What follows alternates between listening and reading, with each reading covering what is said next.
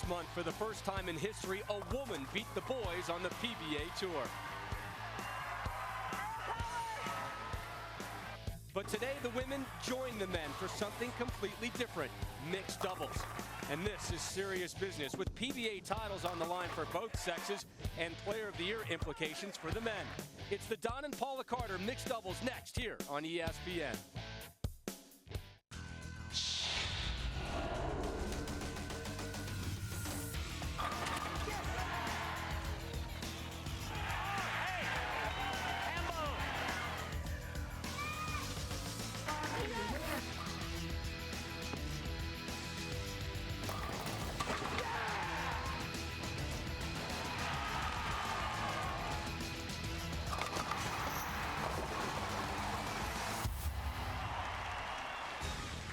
We are just outside of Denver in snowy Wheat Ridge, Colorado for a tournament that honors the first couple of bowling.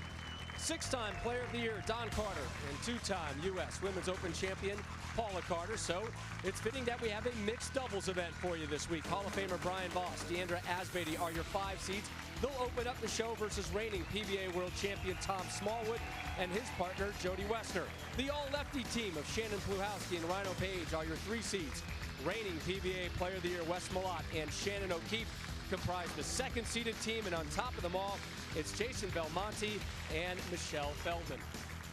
And we welcome you to the show. I'm Rob Stone. Initially, if you look at this, you might say, oh, what a nice, sweet post-Valentine's Day mixed doubles little get-together. Lose the thought.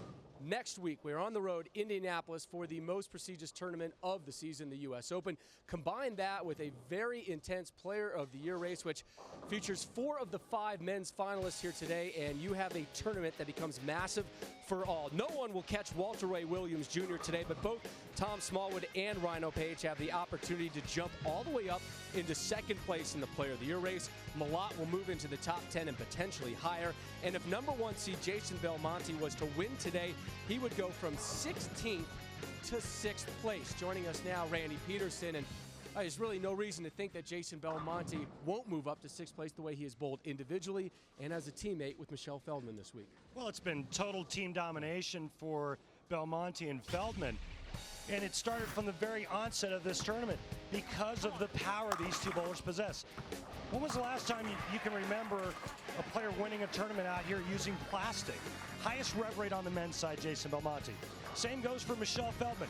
Nobody can open up the lane on the women's side like Michelle Feldman.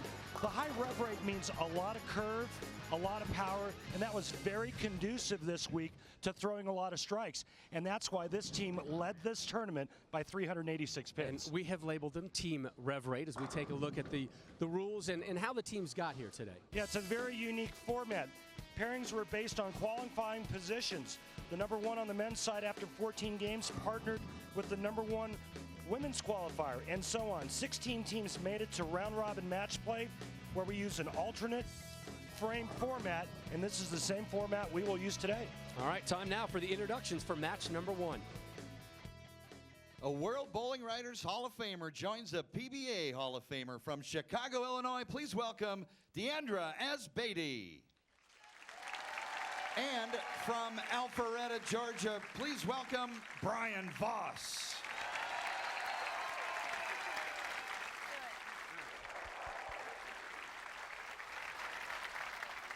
And it'll be Diandra starting us off here in the first match. She's making her first TV appearance since winning her only PBA Women's Series title back in '07 at the Great Lakes Classic in Wyoming, Michigan.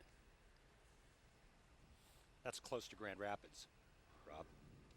Thank you for the geography lesson You're early in the show. You're welcome.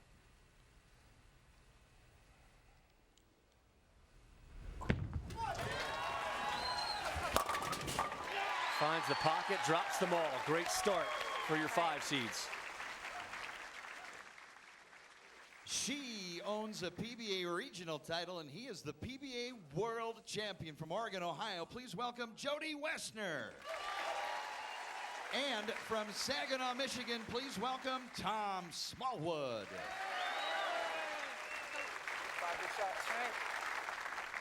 We had a chance to talk with this team yesterday, and they gave me some good vibes. You know, they're kind of having fun with each other, being a little snarky and playing that underdog role. And I like their chances today.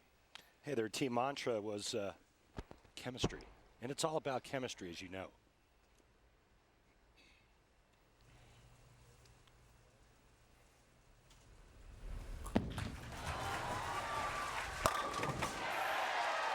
Jodi matches Diandra's strike. And here is Team Smallwood Woessner on their underdog role today. This year, I think, has been a year of the underdogs winning, or the people that aren't supposed to win that tournament winning, and I think it's great. I think it's a great place to be. Yeah, I'd much rather be the underdog anyway. I don't mind it at all. I mean, you have nothing to lose. You're going through to win, and if you win, it's a surprise, which is really a surprise to. It's not going to be a surprise to us. Wouldn't be a surprise to us, but yeah. But yeah, I mean, I like that. I like being the underdog, and I think you get a little more fans that way too. Smallwood leaves double wood. Smallwood making his third career televised appearance. His first just happened to be the PBA World Championship in Wichita in mid-December, a tournament that he happened to win. Again, Tom Smallwood, you've heard the story before, and we'll rattle it through your brain again. A former laid-off General Motors auto worker who's made it on the PBA Tour. Nice clean pickup there. Hey, Rob, it's kind of hard to fly under the radar when you have a major championship to your credit. Tom Smallwood in fourth right now in the Player of the Year race coming into this week. Third place or better, he'll move into second place. Here is Brian Voss, lives now in Alpharetta, Georgia, growing up in North Dakota and Alaska. One time this man had a streak of winning at least one title a year for 12 consecutive years. A wobbly 7 finally drops. Well, Voss has been getting the breaks all week long. Example number 1, Friday. He left the 7-10 split in position round. What did he do? Yeah, messenger. Bounces out and rolls and drops the 7. That was really key to getting them onto the television show today. Yeah, position round was real tight in the 8th frame. They're just trying to fill frames, throw strikes, and Brian leaves that pocket 7-10. And interesting, in speaking with him, he said, you know what? I never thought I wouldn't make it. Sure enough, he steps up and makes the 7-10. He has a great positive attitude on those splits. Asbaty collapses the pocket, drops all 10 again. And see, there you see the importance of this alternate frame format. If Brian Voss does not strike in the 2nd frame, they're basically shooting a clean 200 game. You know, there's an old saying on tour that I used to use, Rob, back in the day. It's called, hit them thin and watch them spin. I think you used it last week, too. Did I? Yeah. I like it. It still brings a smile to my face. Here's Jodi Woessner from Oregon, Ohio. There you go. Right? Just outside of Toledo. She dropped a 300 game in round 1 of qualifying this week. It's borderline impossible not to like Jodi Woessner. We've said it before. We'll say it again. Her hobbies, poker. Her food, Mexican. Her movie, Caddyshack. Her CDs, Motley Crue. Where was she 10 years ago for me? The perfect woman. And here's her partner, Tom Smallwood. Just a wonderful story this year. Finished 3rd at the Scorpion Championship, just outside of Detroit, near where he lives now. And he gets all 10 to drop. He has such an interesting release. So much is made about Jason Belmonte and his two-handed release, but Smallwood, kind of curious as well how he drops them. Here he is at the PBA World Championship, where he defeated the reigning Player of the Year, Malott, in a title match, 244-228. And then maybe if you went out, picked up your Sunday paper today, open up the Parade magazine, there's an article from acclaimed author Mitch Albom, Dreams Do Come True. Great read about Tom Smallwood and the wonderful ride he has been on. Here's Brian Voss in the 4th. And we've got ourselves a team hambone. Really, Rob? Really? Really. That just happened. You see why Brian Voss is a Hall of Famer and a winner of 24 tour titles. An interesting note. Check out the backswing there. Brian Voss has actually been working on getting his backswing to go higher. Normally, as we get older, the swing comes down like a Pete Weber. You can definitely see a big difference in the height of Pete Weber's backswing. Not Brian Voss, 51 years of age. He's working on going in the other direction. And he's thinking about getting back on the PBA Tour. A win today would get him an exemption for next season.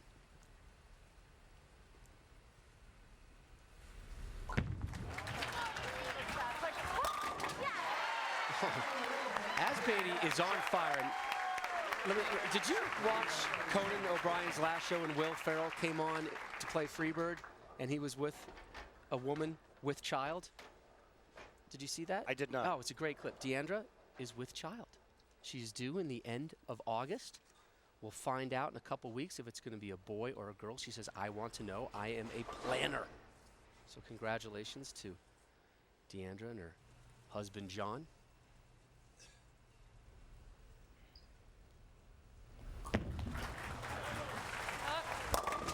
Woessner has been perfect as well. Hey, Rob, perfect. The women have been perfect. The women are holding up their end of the bargain. The only non-strike coming from Tom Smallwood. I was just going to say that. Spare in the second when he cleaned up the double wood, taking care of the 2-8. And you touched on it before, very interesting style here. A lot like Jason Belmonte, except Tom Smallwood does put his thumb in. Look at him, how he cups it on that wrist.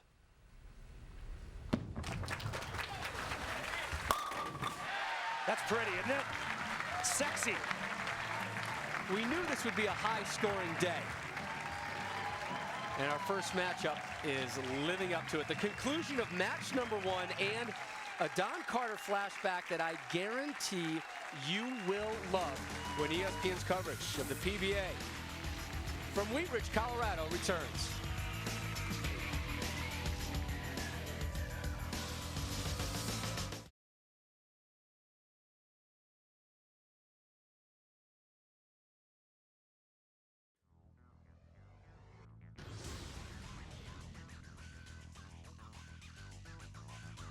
The Bear, Don and Paula Carter Mixed Doubles is brought to you by Lumber Liquidators, hardwood flooring for less. By Geico, 15 minutes could save you 15% on car insurance. By the United States Bowling Congress, the all-new bowl.com, your online source for all things bowling. Log on to bowl.com today. And by Bear Aspirin, a heart-healthy lifestyle begins with you. The makers of Bear Aspirin encourage you to be your own advocate and talk to your doctor today about your heart health and ask if aspirin is right for you. Visit lamproheart.com to learn more. This week's tournament named for bowling legends Don and Paula Carter. Don was named the 11th greatest bowler in PBA history. His wife, Paula, won the 1971 and 75 U.S. Women's Open Championship. Don, a 6-time Bowler of the Year, parlayed his lane success to a stint on Madison Avenue.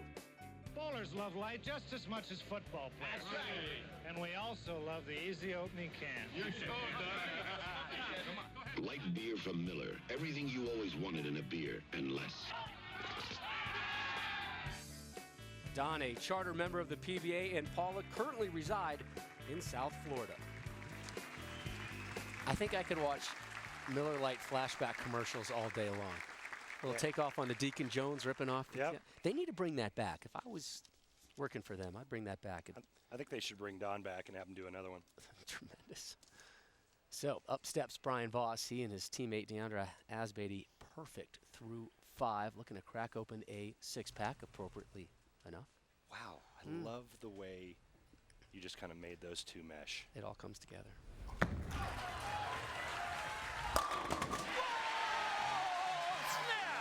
I can't tell if Brian's into this or not today. Have you seen anything to enlighten me? Well, you know, he hasn't won since 2006, and he said, I want to get back to the winner's circle. I don't care if it's a doubles tournament or a singles event. Voted the 13th greatest player in PBA history last season was Brian Voss. Is an exempt player on the tour this season via the Golden Parachute exemption from the PBA. Here's his teammate, Diandra Asbaty, trying to remain perfect through 7.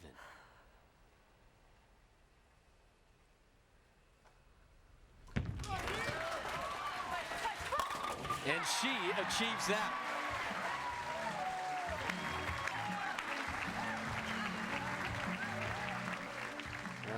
You know who knows the wood today? Who's that? Brian Voss, Diandra Asbaty, and Randall Peterson. Thank you, sir. 39 feet in length, scorpion pattern. We put out a little extra goo in the front part of the lane this week, and what that extra oil did was it helped the players get to the break point more consistently, thus creating higher scores, as we are seeing. And you gotta love the carpet. Yeah, you see it there on the right side of your screen. That shows the crowd what the oil pattern looks like, what the bowlers are dealing with. Jodi Woessner, bottom of the 7th. Come on, 7-pin. First time she has not struck in this match. And your 4 seed's a little bit of trouble right here. Yeah, and they can strike out to shoot 259. And 259 usually is a pretty good game. But they're going to get run over by Diandra and Brian Voss. If you go over to PBA.com right now, you can submit your More of What Matters to You fan question of the day, sponsored by One A Day, and it will be directed to Jason Belmonte, who's part of your #1 seeded team today. Woessner cleans that one up, so head on over there to PBA.com, click on the One A Day logo, and fire off your question, which we will read live to Jason later in the broadcast. Man, I wished I could fire a question to Jason. You know what I'd ask him? What would you ask him? What's a dingo? Really? That's what you would ask him? No, I'd probably ask him something about how to throw it with 2 hands. Ask him about his cool sunglasses. Yeah. JasonBelmonte.com. He's got some great gear over there. Here's Tom Smallwood in the 8th, working off a spare. Way right.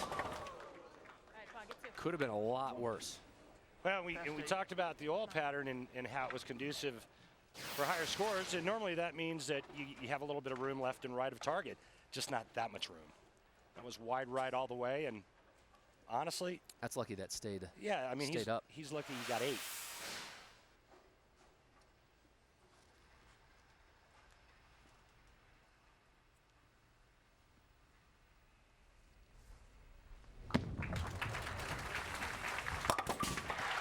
Well, his team underdog, they remain clean, but they remain well behind Brian Voss and Diandra Asbaty.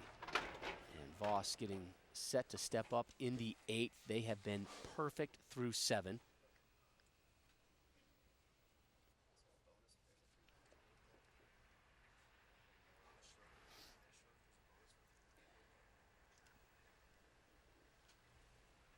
Trying to keep his team perfect through 8 frames. Oh boy, oh boy. Right of target, and there goes the perfect game. It's fine. It's fine. Well, it was a nice run. And they're in the 250s. All they have to do is remain clean, and they will win this match. Brian was extremely excited to watch the 10 get kicked late. Brian entered the week 41st on the PBA point list. This finish will certainly improve that position.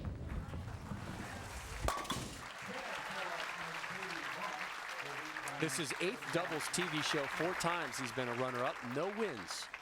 As his teammate from Chicago, Illinois, Diandra Asbaty, steps up.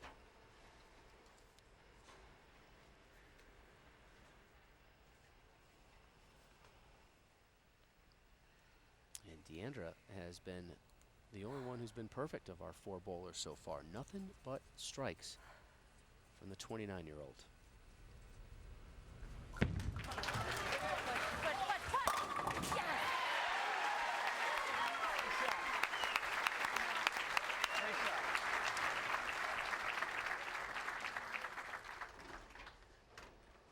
Well, here's the deal.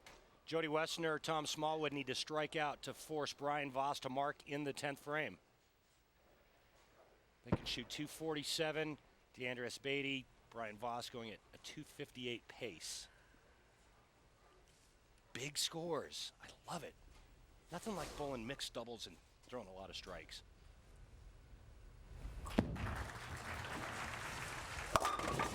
The head pin was Jodi on that one. Yeah. And this match is going to BV and Diandra Asbaty. They don't even need a mark in the 10th now. Right through the nose, leaving the 310. Spare here, the best they can now shoot 235.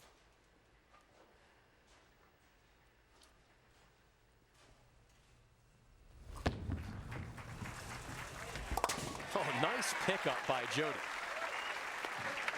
While we have a moment, let me give a shout out to my buddy Timothy Costello. He's a regional player out of New Jersey, and he's battling cancer. Hey, buddy, get well soon.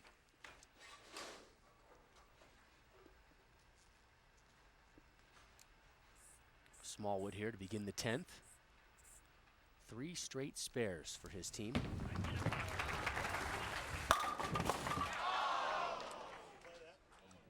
Make it 4.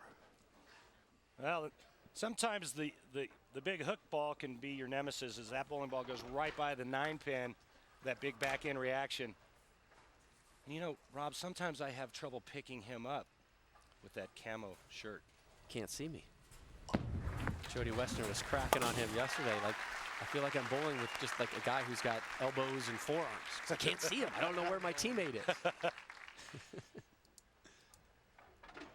So last ball of the day for Team Woessner and Smallwood. Tom pack his bags and head on over to Indianapolis, where practice begins tomorrow for the U.S. Open Championship.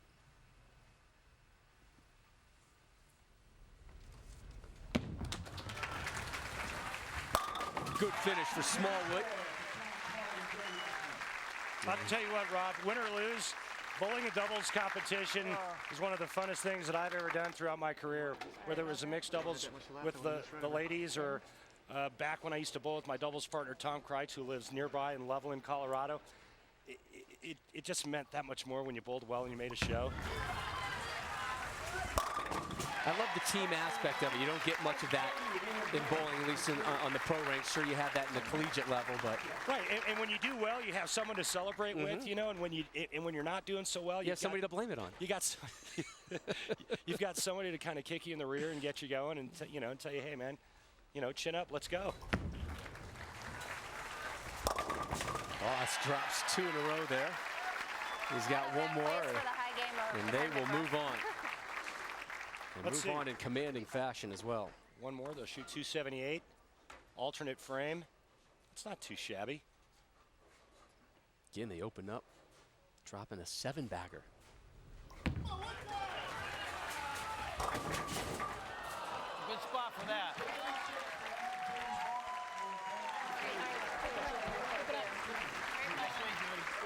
.276, 224.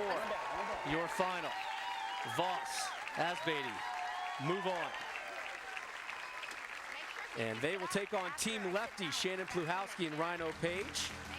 Plus, we'll hear from Tournament of Champion titleist Kelly Culich, who just missed the show this week, when we return to Colorado.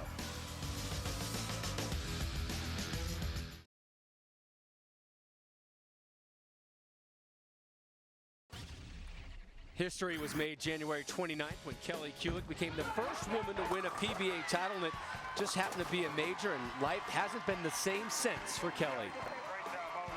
Every once in a while, I'll be driving my car down the road, and I just go back to that memory of winning the title, and I just have a little smile in the car just to relive it all over again. So I'm still on cloud 9. It hasn't worn off by any means, and being in the bowling centers and being recognized by all the people here, I just get to relive that moment over and over again, and again, it's very exciting.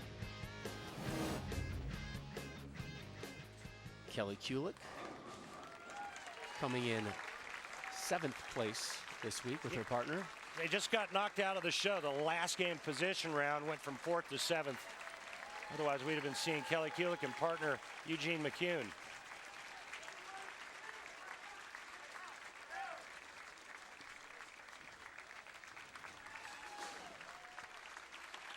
So we're getting set for match number 2. Brian Voss, Diandra Asbaty, your 5 seeds. Moving on, courtesy of the 276, 224 win to take on Rhino Page and Shannon Pluhowsky. And Rhino Page back on television at the World Series of Bowling, the Viper Championship. He won that one. Shannon Pluhowsky was all over the World Series of Bowling, winning both the Scorpion and the Chameleon Championship. And now the 2 lefties brought together. A 2-time PBA Women's Series champion and a 3-time PBA Tour winner from Kettering, Ohio. Please welcome Shannon Pluhowsky. And from Dade City, Florida, please welcome Rhino Page. It's easy to call Page and Pluhowsky Team Lefty. You can also call them Team Big 12. Shannon bowled collegiately at the University of Nebraska. Rhino Page, the University of Kansas. And Pluhowsky will start us off here in match number 2.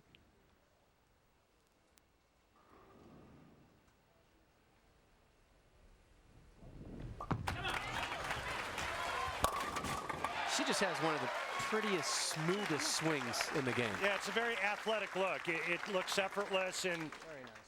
Quite honestly, at this level, I think the best players in the world all look like it's an effortless motion.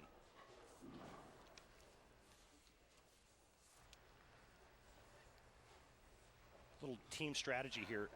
Diandra's going to now bowl on the right lane, which makes Brian Voss finish the match on the left. Leaves the 10 pin. And you know, this is very interesting because Diandra was perfect. She never missed. She struck every ball in the left lane. Voss looked like he had a little bit of trouble on that right lane a couple of times with a little hang spot. Remember, he went light, leaving the 2-4, then in fill shot in the 10th frame, left the 2-10.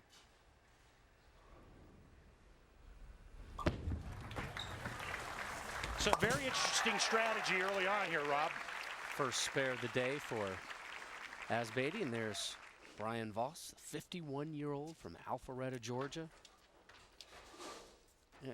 Things I learn every week about these guys. He was an electronics technician in the Army and worked on radar equipment. While in the Army, he participated in intramural bowling and won the All-Army Championship multiple times. The guy speaks German.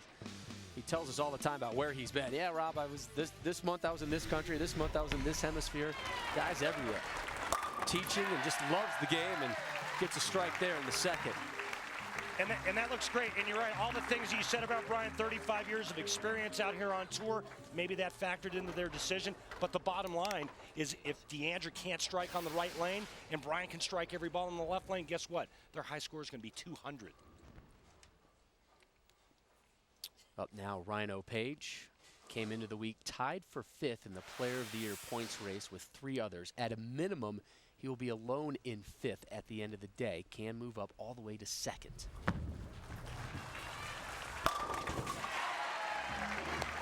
You know, the big advantage here for Team Southpaw is no traffic. Nobody's messing with him. Only lefties on the show today. How much do their styles affect each other on the lane, though? It really does, and Shannon's going to go a lot straighter than Rhino. Rhino's going to play in between 2nd and 3rd arrow. Shannon's going to play closer to 1st arrow. Great replay of that heavy roll of Rhino Page. Pluhowsky leaves double wood. She's making her PBA Women's Series leading 4th televised appearance of the season. I mentioned earlier she won 2, the Chameleon and the Scorpion, and finished 2nd at the Women's World Championship, an event that Kelly Culich won, which granted her the right to bowl in the Tournament of Champions, being the first woman to not only compete there, but much less win.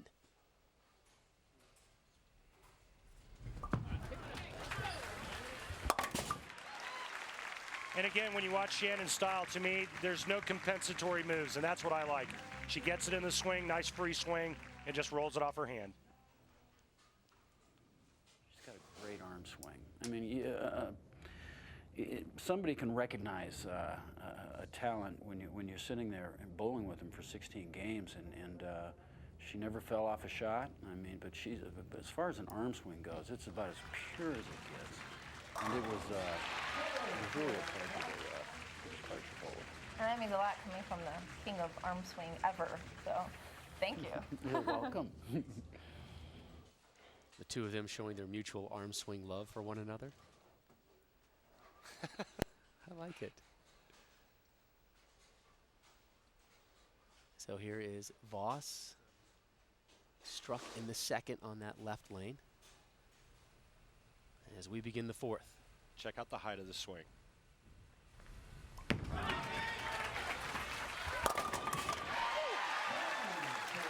You think this guy's pumped up or what? A little bit.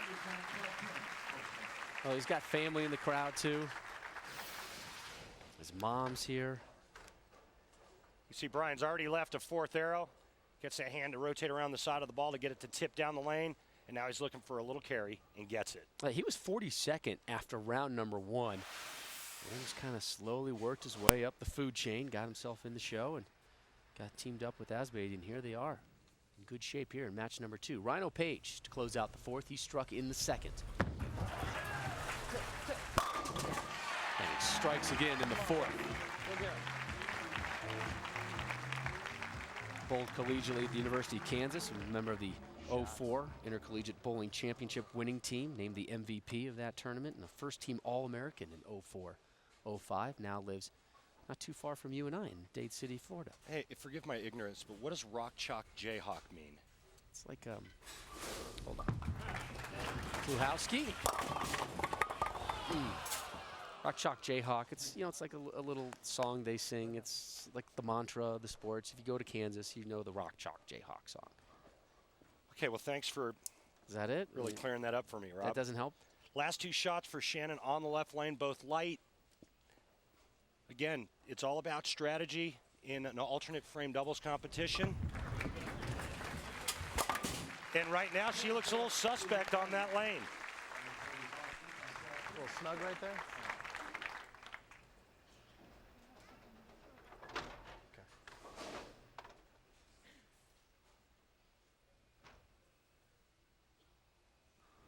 Asbaty to close off the 5th. Spare and strike for her so far, as she was great on the left lane in match number 1. Moved to the right here in match number 2. Good shot. Good shot. Come on, you too. Right. The 5 seeds are playing. Yeah, and you know what? A lot of cohesion with this team. They worked real well together all week, obviously. They were the number 12 qualifying team. Came all the way up and made it to the show, and they've worked real well together. And I think Brian really had a great point about Diandra's backswing and the way that she can post a shot at the foul line. 2 key ingredients for making great shots, and she did it all week. Last time Voss was an exempt player, the 06-07 season. You saw his history in doubles competition. Gets them all to drop, and he's the fan favorite here today, no doubt about that. He's fired up. Right now, the strategy for this match looks pretty good, doesn't it? Absolutely. Team Voss, Team Asbaty in control, up 32. Did you miss your ham bone? I let it breathe every once in a while. All right. You don't have to run it down America. Just checking, brother. All right, I appreciate you got my backside. We're back with more after this.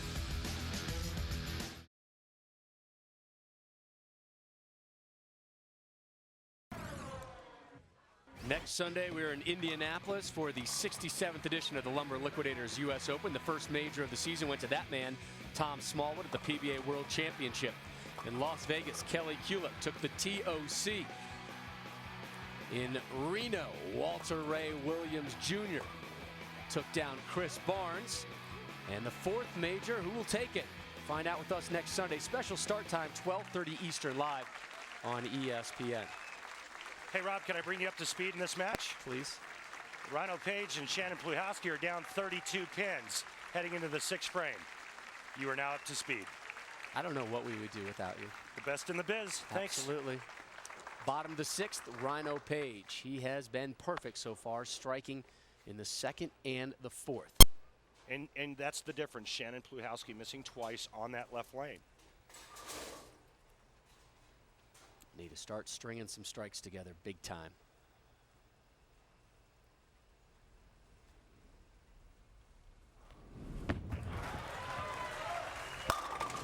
Another strike for Page in his 4th televised appearance of the season. And now he has to sit and watch his partner and hope Pluhowsky can figure out her spare issues and get some strikes. Coming up later tonight in NBA doubleheader on ESPN at 8 Eastern. The Hawks and the Warriors, and at 10:30, the Jazz taking on Brandon Roy and the Trailblazers. The NBA special edition on ESPN and ESPN360.com. There we go, first strike for Pluhowsky. So the 2nd pair of strikes for Team Big 12, Team Lefty. Looked like she tightened up her angle there and finally got that ball to get into the 1-2 pocket. So we take a look.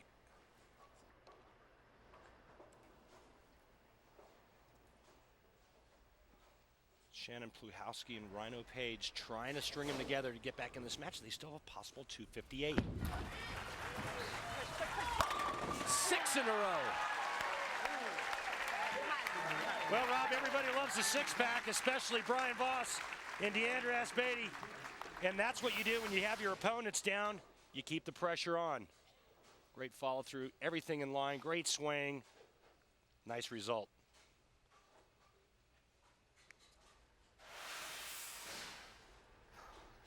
You know, just because you're 51 years old doesn't mean you forgot how to win. Just because it's been, I don't know, 4 years since your last victory, this guy wants it, and he's doing everything he can to help his team win. Locked and loaded.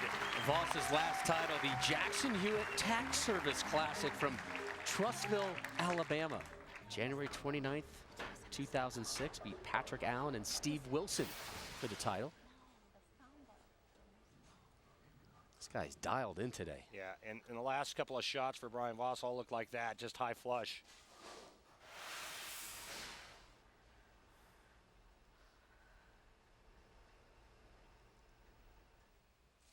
Page, nothing but strikes from the lefty. Go, go.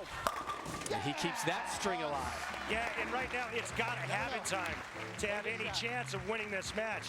It's nothing but strikes the rest of the way for the all-Southpaw team. That's my song, Rob. I hear you, Rhino. Remember we mentioned a couple weeks ago, Rhino Page always has a song in his head. He's got he's his personal DJ. There's always something thumping through his brain, through his body, through his head when he's bowling. The house happened to play his song there as they have 3 in a row, looking for 4. Good shot. Good shot. As you angrily slam the pen into our work desk, as Shannon Pluhowsky throws a great shot, leaving a ring in 7. And there goes pretty much all of their hopes for getting past Asbaty and Voss. They remain clean with the spare. At the 5 seeds, already with 1 upset, if you will, if you're just looking at the seeds, looking at a second. I mean, how about the odds of Asbaty and Voss taking it all from the 5 seed spot? Don't see that very often. Tall order. Diandra started match number 2 with a spare. They've been perfect since. And it continues. Dialed in. Thank you. And this match is history. Winner, winner, chicken dinner. Brian Voss can now strike out to shoot 290. They shot 276 in their opening match. Fire!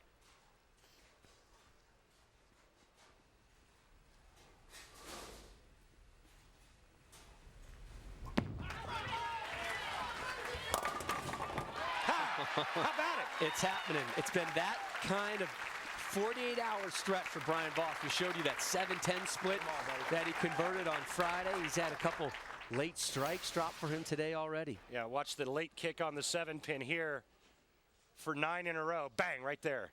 And now, your favorite coming up, Rob. With a strike here, it will be a... See, you jinx it, Randy. So wanted to hear the perfect 10. The Bo Derek. Look, I'm just as bummed as you are. I was denied a ham bone and a Bo Derek this match. I am in no mood to be spoken to right now. That is the first open frame we have had all day, but it doesn't matter. It will not affect Brian Voss and Diandra Asbaty as they will move on to take on your 3 seeds. Wes Malott and Shannon O'Keefe. Page has been wonderful. He's done his job. Perfect. And a great time to get into stroke heading into the U.S. Open for Rhino Page. Yeah, good momentum for him. You know, we asked him yesterday, you know, where's the player of the year conversation in your brain? He said very high priority. Very important to make this week's show because essentially Chris Barnes and Walter Ray Williams Jr., you know, lapped me last week. Moved around, and Page would have liked a higher finish and earn more points, but he's well in contention. And with the U.S. Open next Sunday, 12:30 Eastern, live on ESPN from Woodland Bowl in Indianapolis, he and just about everybody else who's competing has a great chance to move up the Player of the Year points list. Hey, Denver. Page, Pluhowsky are done. 276, 227. Up next, it is Team Beauty and the Beast. The 3-seeded side of Shannon O'Keefe and the big nasty Wes Malott. Let them rip when the PBA on ESPN returns.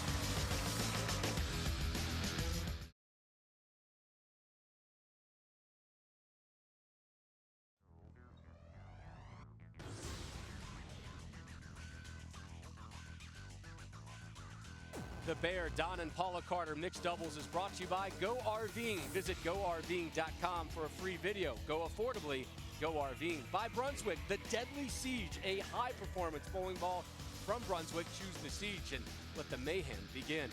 By Barbazol, enjoy the rush, America. New Barbazol Pacific Rush Shaving Cream. And by One A Day Men's 50+ Advantage, the multivitamin with more of what matters. We welcome you back to the 24th PBA event held here in the great state of Colorado. The first time was 1963, and this is the Bear, Don and Paula Carter mixed doubles tournament. Brandy, let's fire up the RV. You filled it up with gas this morning? Woo! I love it when we go on a road trip. That's right. We got a long drive to Indianapolis, about 1,000 miles away from where we are right now here outside of Denver. Next Sunday, the 67th edition of the Lumber Liquidators PBA Tour, the U.S. Open. Special start time, 12:30 Eastern.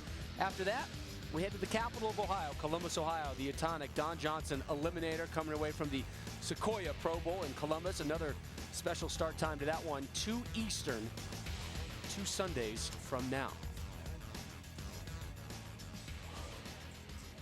Now we get set for match number 3. Brian Voss and Diandra Asbaty, your 5 seeds, still have thoughts of taking home the hardware in their heads. They're going to have to get by the 2-seeded team of Wes Malott and Shannon O'Keefe.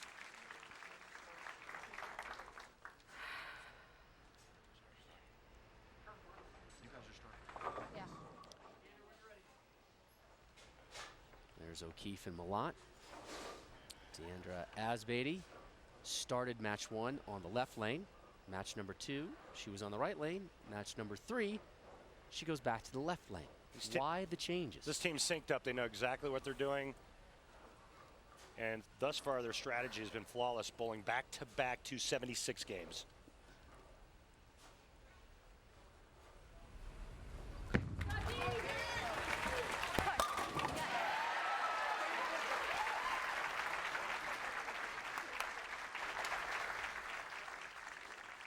She recently won her first PBA regional title, and he is the reigning PBA Player of the Year from Arlington, Texas. Please welcome Shannon O'Keefe.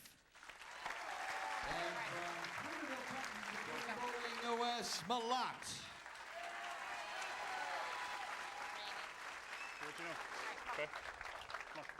5'5" Shannon O'Keefe, 6'5" Wes Malott. Both of them living in Texas. Shannon, the only competitor on today's show who has not won a title, although she did recently beat the guys, winning a PBA regional title in early February in Houston.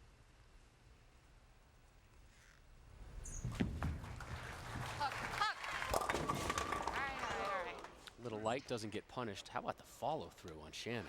Real deep knee bend, real upright at the foul line, and that big long follow through. She's the one that's going to have the most nerves on this telecast. This is an environment that she's never been a part of.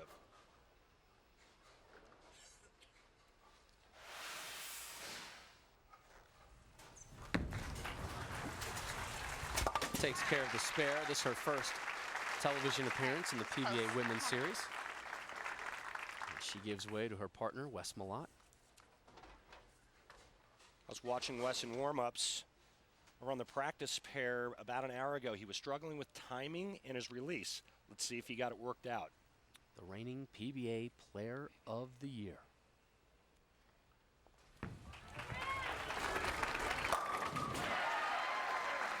Looks like he got it worked out. Hey, Wes, I know you're struggling a bit with your swing, your release, and a little bit of timing during practice about an hour ago. Did you get it worked out? Yeah, we finally got, I think the right ball in the hand that's going to pick up, but yet something that's still weak enough that's going to give me the flip down lane, so that helps loosen the arm swing up a little bit. Thanks, Wes. So up now, Brian Voss, his first effort here in match number 3. The winner to take on your number 1 seeded team, Jason Belmonte and Michelle Feldman. And those two have just run amok through this tournament, much like Asbaty and Voss have done today.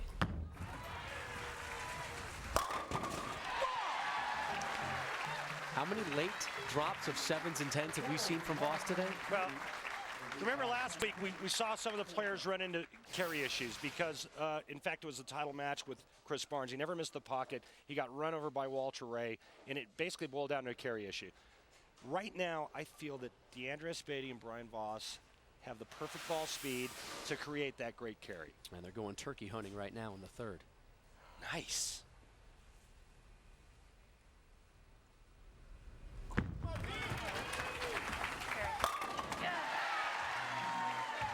So, Rob, here's the deal. The softer ball speed makes their bowling balls react to the oil pattern perfectly, gets the bowling balls to enter the pocket at the right angle, keeps the pins nice and low, thus creating some really good pin carry. Baby to be needs new shoes. Asbaty and Voss just tearing it up today. Again, back-to-back 276, and they are clean. Perfect through 3 already. O'Keefe in the 3rd. Went 9 spare, and will have a chance to do the same thing here in the 3rd.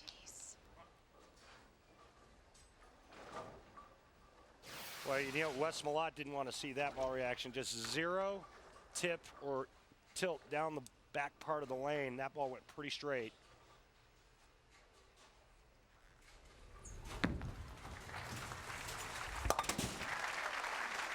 Shannon began bowling at the age of 16, was a softball player growing up, and her brother bowled a lot, wanted to spend some time with their brother Lance, so started hanging out at the bowling center and picked up bowling. She actually played softball at Portland State, was a center fielder there for a year for the Vikings. That would be in Oregon. Yes, very talented, athletic young lady. She's running a half marathon in Dallas in mid-March. Here's Malott, who will not be running a half marathon in Dallas in mid-March. This team's in trouble early. Yeah, big time. Do you think the start that Voss and Asbaty have had throughout this tournament today, meaning today, has gotten into the minds of some of the competitors? That's a great question. I don't think so. I mean, I think the other teams know what they have to do. And remember, this is a doubles competition. Last match, you saw how well Rhino Page bowled. Shannon Pluhowsky had 2 frames where she didn't get it done, and then when they had a chance to put pressure on, Shannon leaves a ring in 7. I mean, that's the way doubles works. Wes Malott is struggling with timing and release. You saw that shot there. He just flamed it and went right through the end of the pattern. And Shannon can't hit the pocket. That's the difference. Brian Voss and Diandra Asbaty have matched up perfectly. They're in stroke. The nerves are gone, and they're going for a 4-bagger.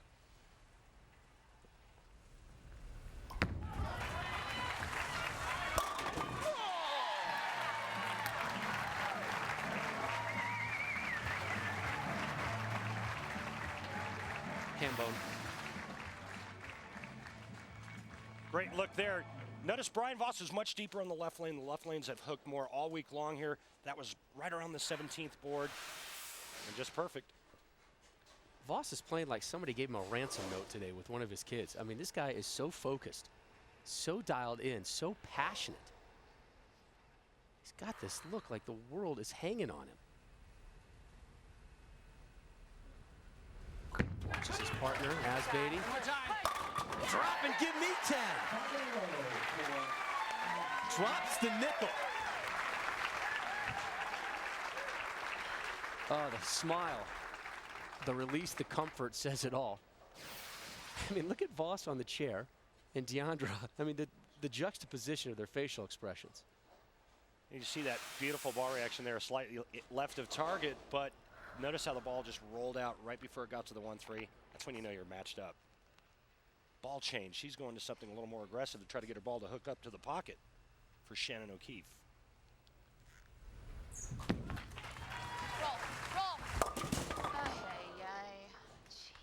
Wide right. Well, you know, and it's one thing when you make your first telecast and things don't go very well. That's great. Yeah, it doesn't feel great, but when you do it and you have a partner, you feel crummy. It's the best I could come up with. And an open frame. And it's tougher for her because she knows how important this tournament is for Wes Malott if he wants to get back into the Player of the Year hunt to try and claim that title again for 2 consecutive seasons. It's, you know, there's still a lot of weeks left on the tour, but it's getting to that point where things start tightening up a little bit. And Wes, strike in the second, spare in the fourth. Here he is in the 6th, off an open frame.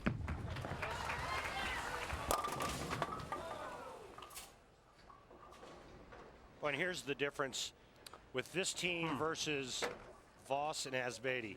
It's all ball speed. Looks like a pretty good shot off his hand. He likes it. And the ball just doesn't have enough time to react down the lane because of the velocity. That was an angry spare conversion from Malott. So the King sits down with his partner O'Keefe, but it's team Brian Voss and Diandra Asbaty firmly in control as they have been all afternoon here in Wheat Ridge, Colorado. The conclusion of match number 3 when the PBA on ESPN returns.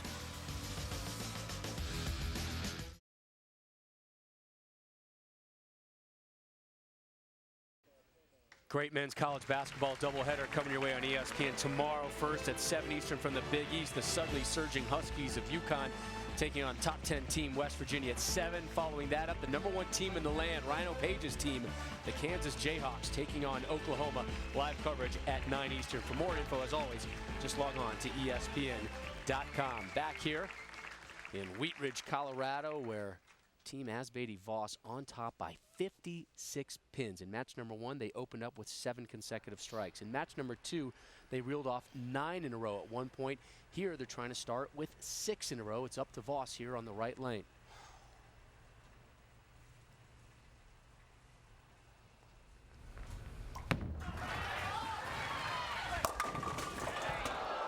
Gets the break with the 10 dropping. Yeah, that's okay. 54-pin lead now.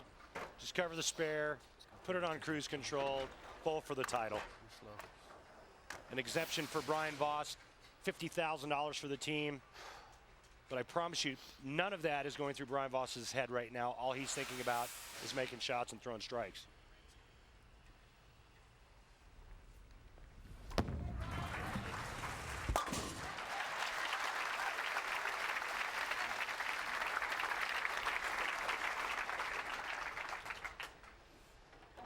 So they remain clean through 6. Here's his partner, Diandra Asbaty. Remember, she started match number 1 on the left lane. Match number 2, she was on the right lane. And here in match number 3, she's back on the left lane, where she has been perfect so far in this match. And was perfect there in match number 1 as well. Good shot, carry. Her first non-strike on the left lane. Wonderful jinx by me. Way to go, Rob. Real smooth, Rob. Yeah, anytime you leave a pocket split, it doesn't sit real well. This is a pretty good shot. Just dressed a little bit high, but 9 times out of 10, you only leave the 4 pin. She leaves the 9 with it. And remember, we said Brian Voss's attitude with splits. When he sees one, he says, I'm making it. He dropped a 7-10 on Friday. Diandra loved that attitude. She's starting to pick up with it. What can she do with the 4-9? She can take care of the 4 is what she can do. So an open frame. First, second of the day for them.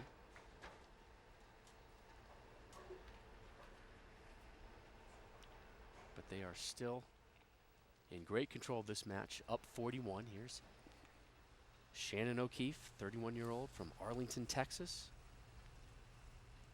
Back to another ball change. Still looking to hit the pocket for the first time in this match. Good shot. Carry.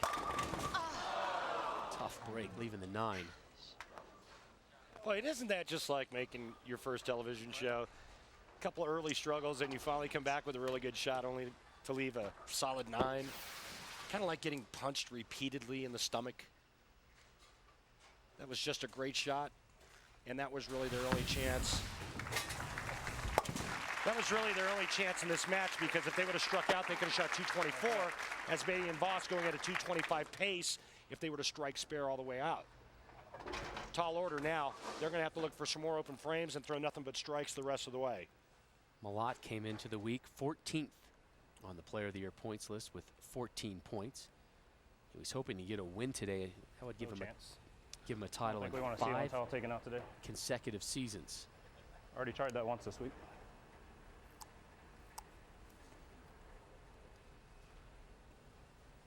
While we have this break, we'll remind you to head on over to PBA.com and you can fire us your more of what matters to you.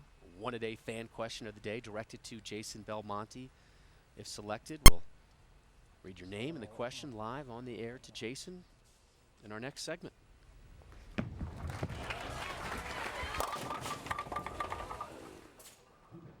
Now, Big Nasty did not bowl here last year for the Geico Plastic Ball Championship. Remember all the conversation built around that, which eventually led, to put it mildly, which eventually led to taking on Mike Wilbon of PTI at the King of Bowling events in Florida. Malott skipped the event here last year. Didn't hurt him as he still won Player of the Year honors.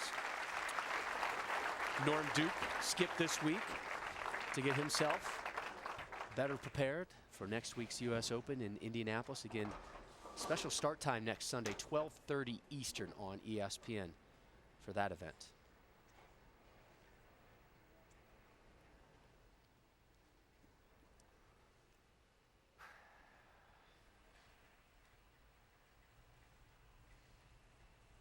'24 tour titles for Brian Voss, just one major.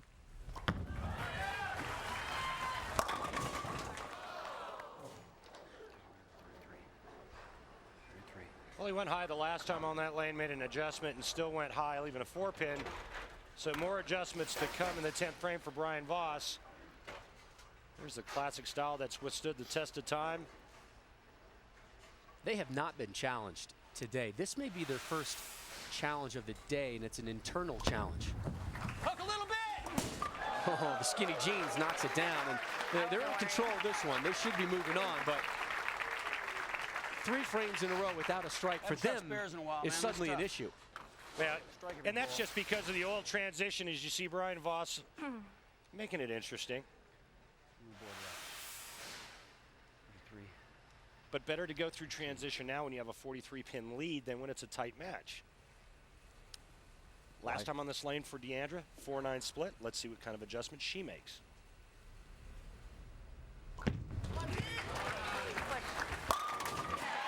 Back on the strike train. Make it easy on me, man. Make it easy on me. Nice. Well, because of that strike right there by Diandra Asbaty, Brian Voss does not need to mark. I got to tell you, if you look at the numbers, Asbaty may be carrying this team just a little bit.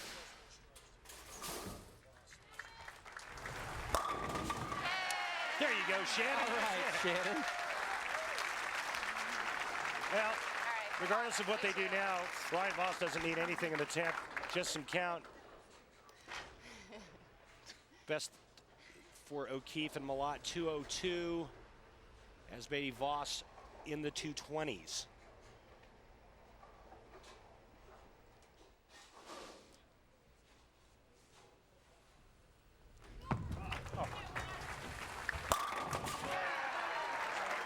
That's all bad. So bad.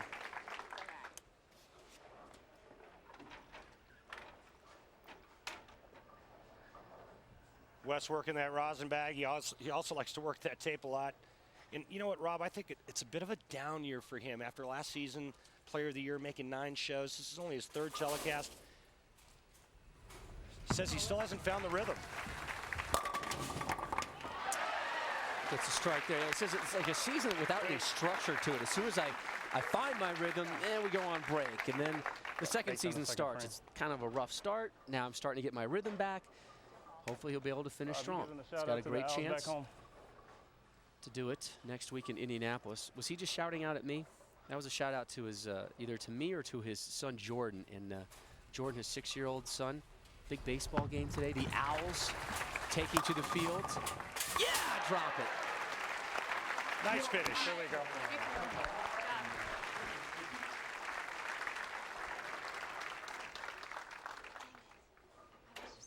Strike a lot, Malott, with only 4 strikes today. The team only had 5 here in match number 3. They are D for done as soon as Brian takes care of 4 pins.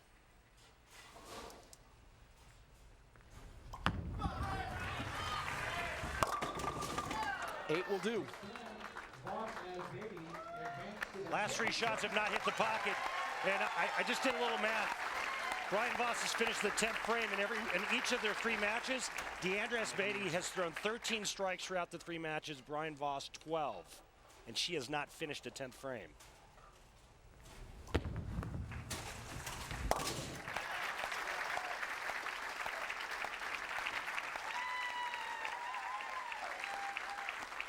So Brian Voss, Diandra Asbaty move on. Up next, your number 1 seeds, Michelle Feldman, Jason Belmonte. And we'll talk live to Jason when we return.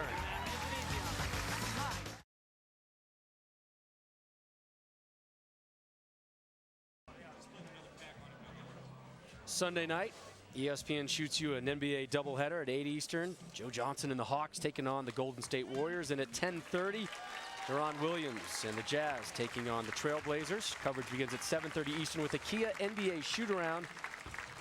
All that action coming your way tonight on ESPN. Time now for the Geico Championship recap. Randall. You got it, Rob. How about match number 1? Asbaty Voss versus Smallwood Woessner. It was all Asbaty and Voss as they start with the front 7, and they win 276, 224. Then in match number 2, they take on the southpaw team of Pluhowsky and Page. How about a 9-bagger in this match? They duplicate another 276. And in match number 3, Diandra Asbaty perfect except for 149. They were untested against O'Keefe and Malott. They win 224, 202. Rob Stone, Randy Peterson back here with you, so we get set for our title match right now. And kind of similar in the way that today has gone compared to the whole week for Michelle Feldman and Jason Belmonte. Well, I mean, they're going to go up against a team that is trying to go up the ladder and win a tournament. Voss and Asbaty they're unbeatable. They've looked unbeatable. But Belmonte and Feldman have dominated this event. They have to win 1 game. It's going to be very interesting because Brian Voss failed to strike his last 4 shots. Lanes went through some transition. He never found it. Michelle Feldman and Jason Belmonte, because of their high rev rate, they're going to be much farther left. And it's going to be interesting to see if that affects how Diandra and Voss play the lanes. We saw Brian Voss during the commercial break really kind of eyeballing that right-hand lane. And we talked with Jason Belmonte yesterday, and you know he's got the loft in his 2-handed arsenal as well. He can work his way over any issues. Yeah, I mean, when he starts to run out of lane, he just moves farther left and then gets it airborne. Michelle Feldman joked with us yesterday when we interviewed them. She says, well, I can't really do that. Michelle has got the most revs and the most power. She can curve it more than any woman on the tour, as does Jason Belmonte. We talked about it in the Open. So it's going to be interesting to see how their power breaks down this scorpion oil pattern. At a minimum, it should be high scoring. All right, when we return, the uninterrupted final. The 5 seeds, yeah, they're still bowling. Diandra Asbaty, Brian Voss to take on your number 1 seeded team, Jason Belmonte and Michelle Feldman.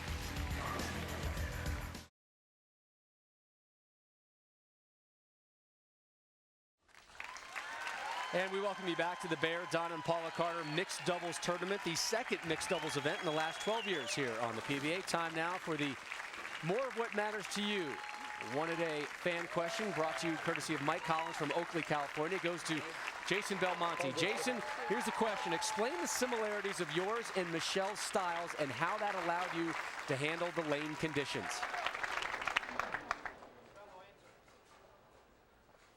I can't hear anything. Perhaps we'll have to ask him that later, or maybe, Randy, you can answer it for him.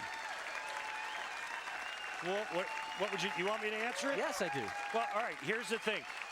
We talked about it before in the Lumber Liquidators Know the Wood. The extra amount of oil in the front part of the lane would allow the big hook players to get in and not have to throw it down the lane. They could get softer, they could stroke it more, and this played right into the hands of the big hook players, a la Jason Belmonte and Michelle Feldman. She owns 2 PBA Women's Series titles, and he is the reigning PBA Rookie of the Year from Auburn, New York. Please welcome Michelle Feldman. And from Orange, New South Wales, Australia, please welcome Jason Belmonte. I love it when he's sporting the full carpet. Proud of you no matter what, all right? And an interesting move here. The 1 seeds decide to go first. And that gets Belmo to finish on the right lane. So Michelle Feldman from just outside of Buffalo, Auburn, New York, up first.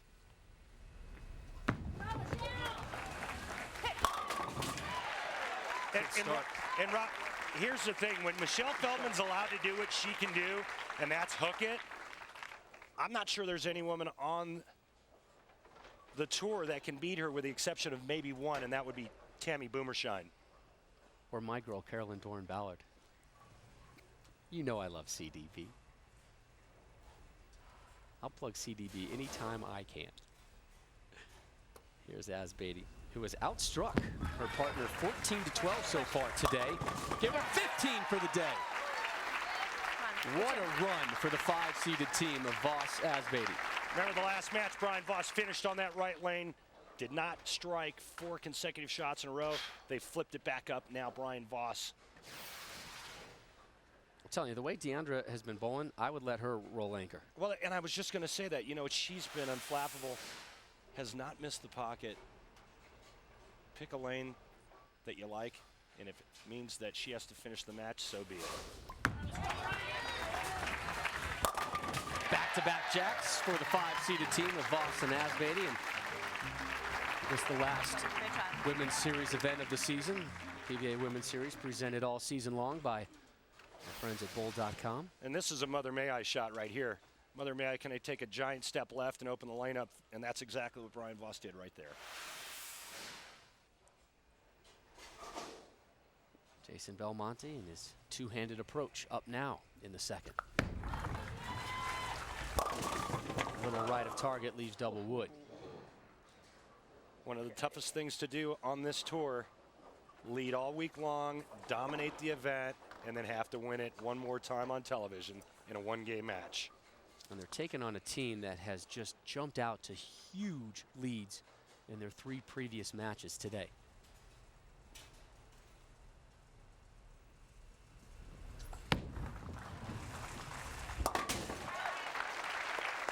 So Jason takes care of the spare conversion. Time now for our bear breakdown. We'll compare the 2 teammates on the number 1 seeded side.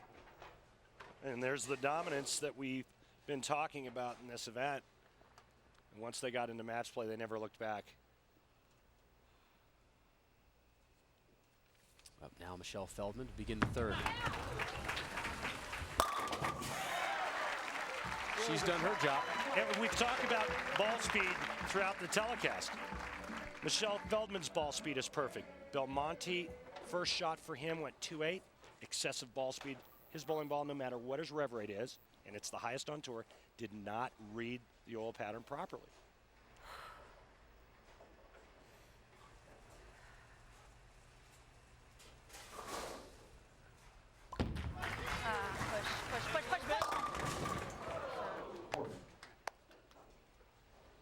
I think that's probably the first shot all day for her that she didn't like.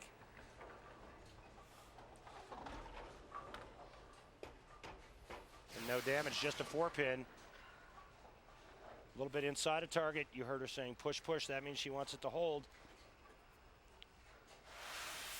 Easy single pin spare for Diandra Asbaty, who has been unflappable throughout the day. All right, here, one time. So Diandra takes a seat. Brian Voss, 24 tour titles, 1 major. He won the 1988 PBA National Championship. Again, his last title came roughly 4 years ago, late January of '06. The victory in Alabama. Voss, an exempt player on the tour this season via the Golden Parachute exemption. A win today would get him an exemption for next season should he choose to use it. Blows up the rack there, does Brian Voss. So the 5-seeded teams sit down. Jason Belmonte steps up, and you know, Jason's bowled some doubles already this season, teamed up with Chris Paul, and the two of them won the Chris Paul PBA Celebrity Invitational. Jason Belmonte stepped up in that match, 10th frame, needed a double and an 8, and he got all 3 strikes to win that for Chris Paul.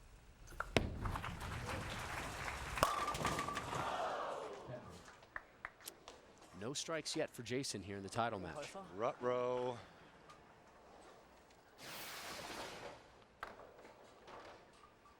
There he is, 6th arrow. Good shot here, ring in 10.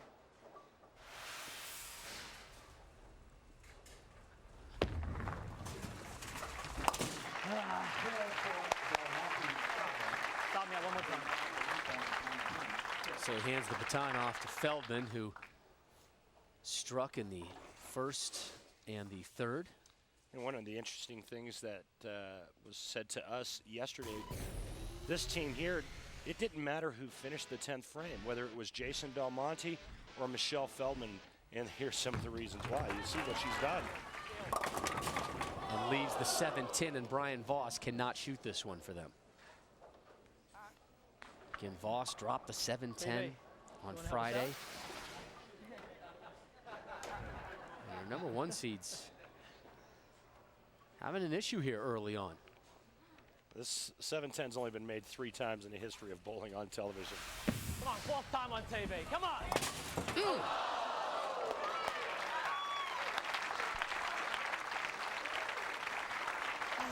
Good go. Well, and if you're Voss and Asbaty, you need a drool bucket right now. You're just salivating all over yourself because of the lack of pressure that's being put on them. All day long. All day long. Yeah, right, and the title match. I mean, this team dominated. Feldman, Belmonte did. No pressure here. Asbaty can increase the lead to 32 with a strike right here. Good shot. Period. And another strike for Asbaty. Oh, she is dialed in today. I'll tell you one thing. Brian Voss sitting watching this, I mean, it's like Christmas just came early for him. And he was one of the best ever at taking advantage of opponents' miscues. Right now, the only thing going through his mind is how pure he's going to throw this next shot.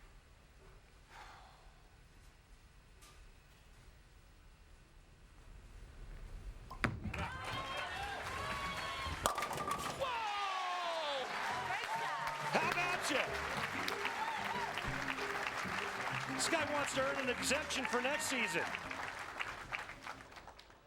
Not to mention splitting 50K. All good things, Randy. All good things. Not committed, though, should he get that exemption. If he will be back, he says, you know, I want to play it out. It's nice to have my options.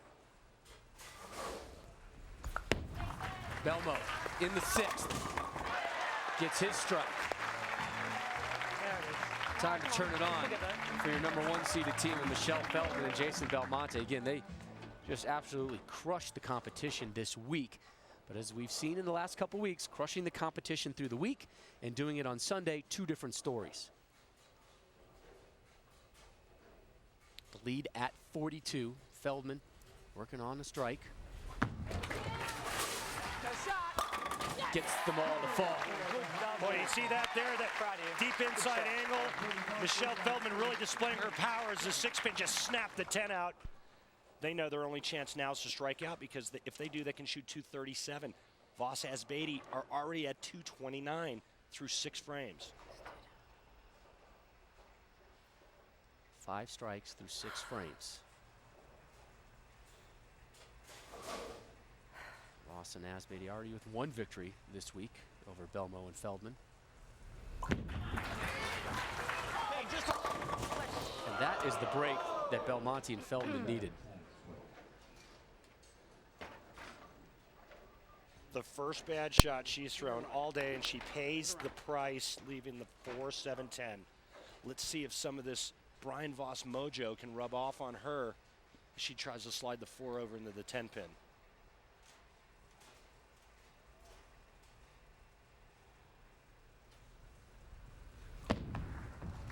Skid.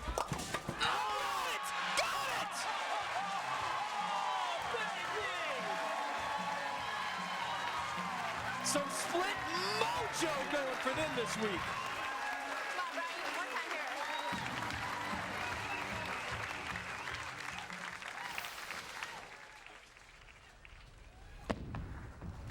Skid.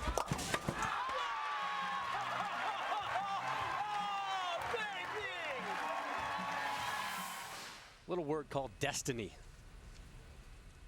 might be in use today. Now Voss riding that momentum. Diandra telling us, you know, the chills she got when she saw Voss drop the 7-10 split on Friday. How about the chills Voss has watching his partner? And he follows it up by leaving the 10 pin. It's okay, they still maintain their lead. They're still in the 220s. Feldman, Belmonte only in the 190s, although they are working on a double. No time to panic. Brian Voss knows the score, and no matter what, they can't be shut out if Brian Voss converts the 10 pin right here.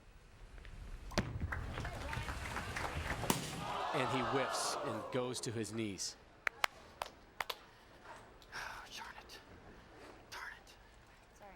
Talk about not taking advantage of the momentum. Crazy game. Diandra Asbaty gets up and makes the 4-7-10 split. Brian Voss can't convert the 10 pin. And now Jason Belmonte and Michelle Feldman have an opening here in the bottom of the 8th. They've struck in the 6th and the 7th here, trying to get a 3-bagger and some momentum. Down only 17. Come on, Messenger! Not done yet. I'm gonna throw everything at him. This is a wicked messenger. Look at that hook late. They can strike out now and seal the deal, win this, take it right out of the hands of Asbaty and Voss. But Michelle Feldman has to strike right here in the 9th frame.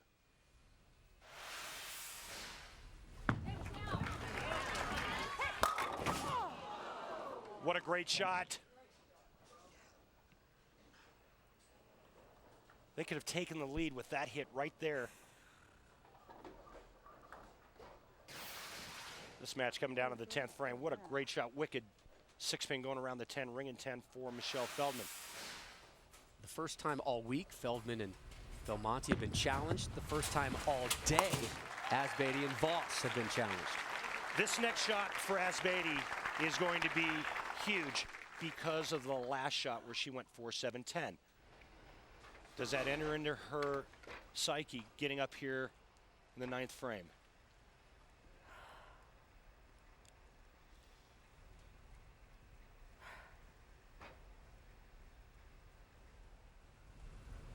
Good shot. Big strike, 6th of the match for the 5-seeded team. Huge strike. Brian Voss needs to shake off the whip in the 8th frame, get up and throw 1 strike and win this thing. Good shot.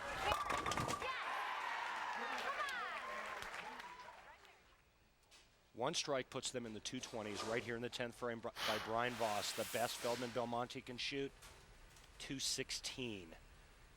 Brian Voss hasn't won in 4 years.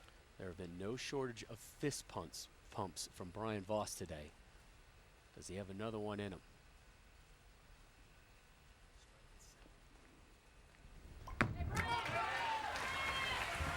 And there's your strike. 7 pins away. The heavy lifting has been done.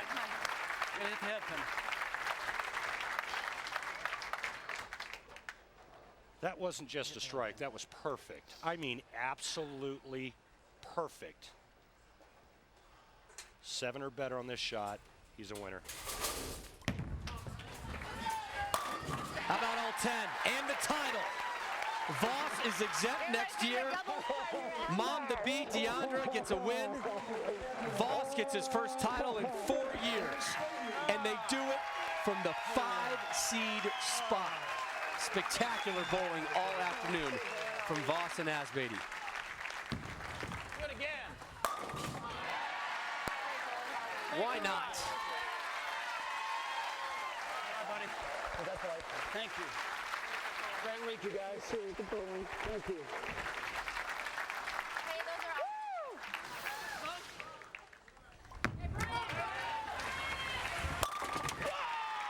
That was the strike to begin the 10th.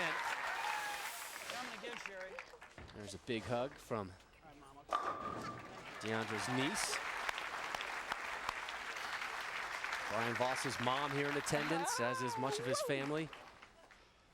He had that look on his face all day, how important this was to him. And this was a purely team effort. As Jason Belmonte rolls out here in the 10th. I owed you that split. Tough one for the #1 seeds.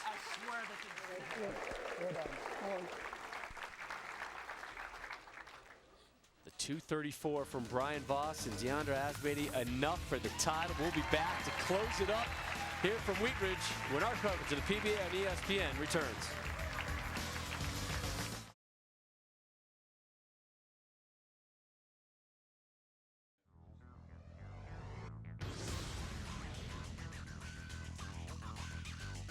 The Bear, Don and Paula Carter mixed doubles is brought to you by Lumber Liquidators, hardwood flooring for less. By Atonic, visit atonic.com/bowl. By Rotogrip, the fastest growing bowling ball brand in the world. Rotogrip is king of them all. And by Bear Aspirin, a heart-healthy lifestyle begins with you.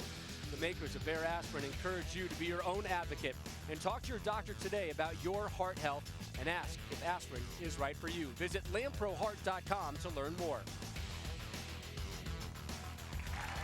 9 strikes in the title match, including closing out with the ham bone. Team Diandra Asbaty and Brian Voss victorious 234-212 over the #1 seeded team of Michelle Feldman and Jason Belmonte. And Randy standing by with our winning 5-seeded team. Just a brilliant performance by these two. And Diandra, I'll start with you. Talk about the game plan that you and Brian came up with today, because it was absolutely brilliant. We came here to win, and all week we've had such great chemistry on the lanes, and we both knew that we just needed to do our job, and it was such an honor to bowl with Brian, and for sure have a new favorite doubles partner now. Now, you know, when Brian made that 7-10 split on Friday night to kind of get you guys into that show, what was going through your mind when you stepped up to shoot the 4-7-10? I owe him. Yeah, for sure. I owe him. And I told him right after I made him, like, I owed you that, and I'm glad I could get it for him. Tremendous bowling today, Diandra. Brian, very simple question for you. It's been 4 years since your last victory. Describe what this win means to you. You know, this is a little bit different because I won it for somebody else too. You know, we worked hard together. But you know, my mom's here, my brothers, my sisters, and I've had real good luck in this bowling center. I've got a second, and boy, you just never know when it's going to be your last one. But this is 25 now, and I'm elated, Randy. It's a wonderful feeling. You're exempt for next season. Are you coming back? I'm sure that I'll be back. I miss winning. Good, Brian. The tour loves you. Congratulations, guys.